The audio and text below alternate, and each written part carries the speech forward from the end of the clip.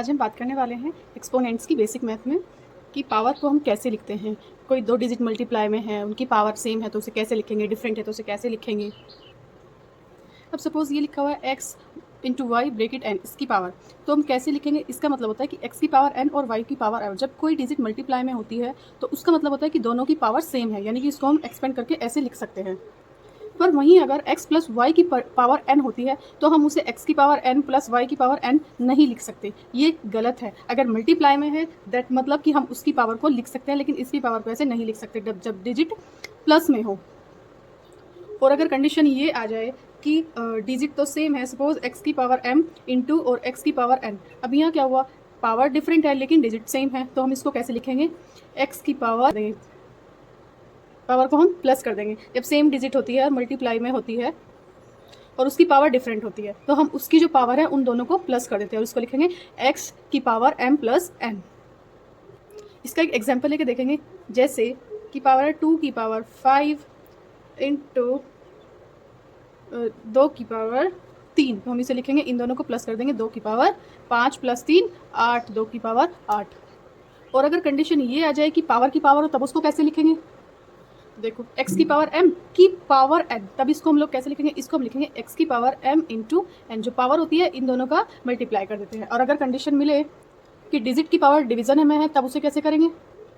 जैसे 1 upon x की power n, तो अब हम इसे कैसे करेंगे, जब कोई डिजिट डिवीजन में होती है तो उसका मतलब होता है वो माइनस में है, यानी कि x की पावर किस में होगी, माइनस में, माइनस n, पावर कहीं चली जाएगी माइनस में, क्योंकि जब नीचे से हम लोग ऊपर लाते हैं किसी डिजिट को तो वो माइनस हो जाती है, प्लस है तो माइनस होगी, माइनस है तो प्लस हो जाएगी।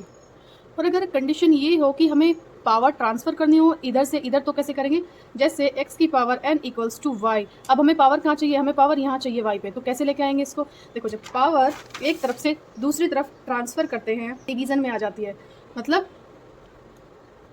मतलब x इक्वल्स टू वाई की पावर माइनस n या फिर 1/n। और कंडीशन अगर मिले सपोज x की पावर 2 है इक्वल्स टू y, तो हम इसको कैसे लिखेंगे, जैसे कि हमें पता है y 1/2, यानी कि डिवीजन में आ गया 1/2 आधा, तो ये किसके इक्वल होता है, ये रूट के इक्वल होता है, तो हम इसको ऐसे लिख सकते हैं y का रूट, ठीक है, x इक्वल्स टू y का रूट।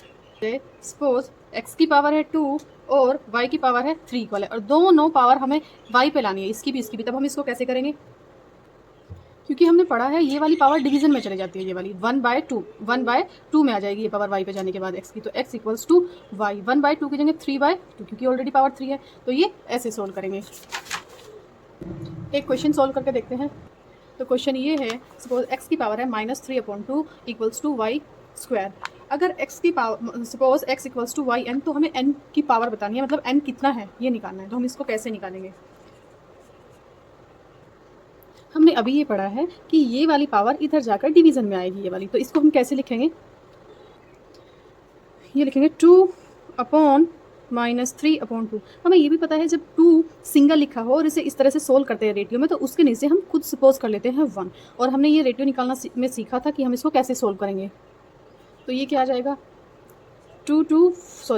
4 और 3 1 1 -3, ये आ जाएगा। तो y की पावर क्या आ जाएगी, x इक्वल्स टू वाई की पावर 4 अपॉन -3, n था, y की पावर क्या थी n, तो n इक्वल्स टू 4 अपॉन -3। एक क्वेश्चन और करके देखते हैं। तो क्वेश्चन है 3 की पावर 1/n इक्वल्स टू 27, इसमें हमें फाइंड करना है वैल्यू ऑफ n, तो कैसे फाइंड करेंगे, जैसे कि हमें पता है कि 1/3 इक्वल्स टू 27 को हम 3 की पावर 3 लिख सकते हैं, 3 3 9 9 3 27, तो हम ऐसे लिख सकते हैं इसकी पावर को। अब n इक्वल्स टू 1/3,